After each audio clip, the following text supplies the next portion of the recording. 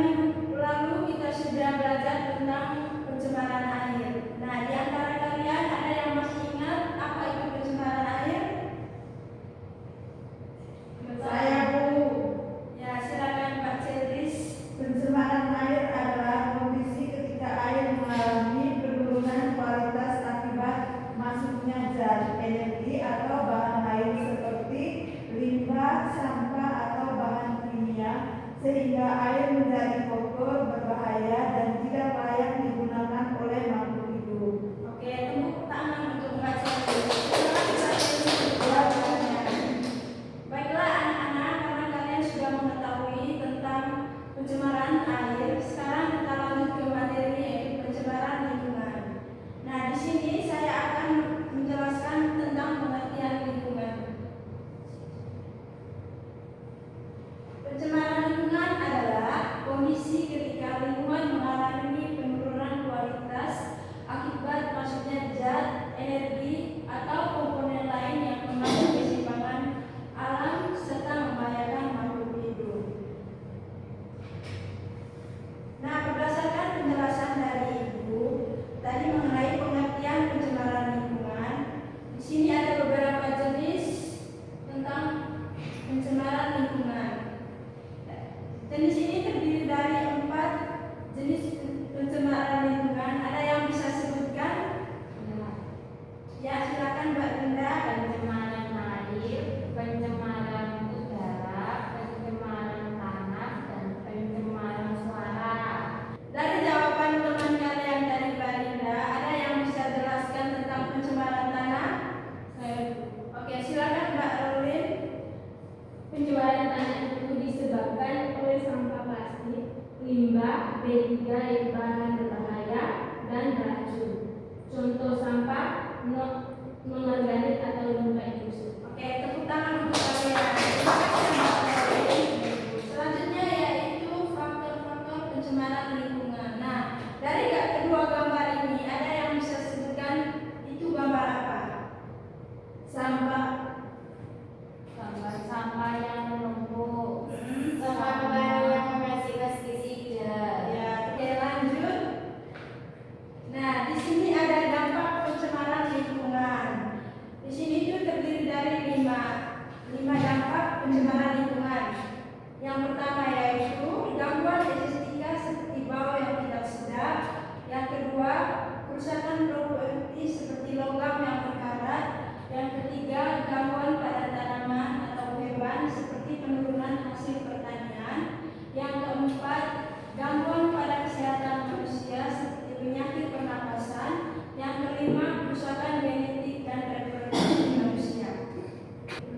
Nah, di sini ada gangguan estetika seperti bau yang tidak sedap. Ada yang bisa jelaskan dari ini? Gangguan estetika seperti bau yang tidak sedap itu terjadi dampak karena apa?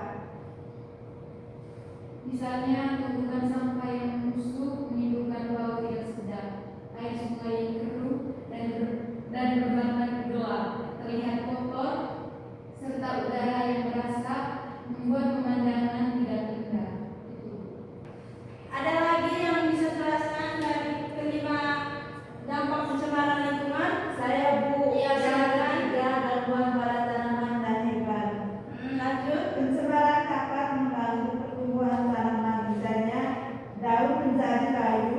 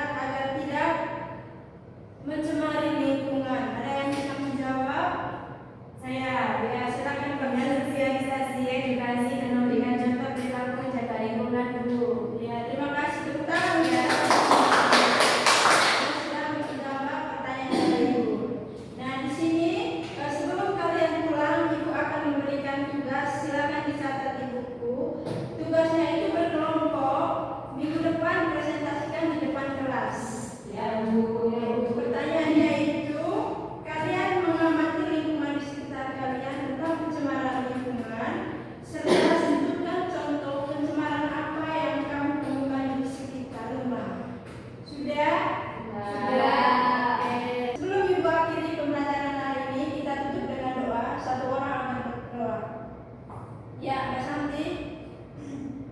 Baik, saya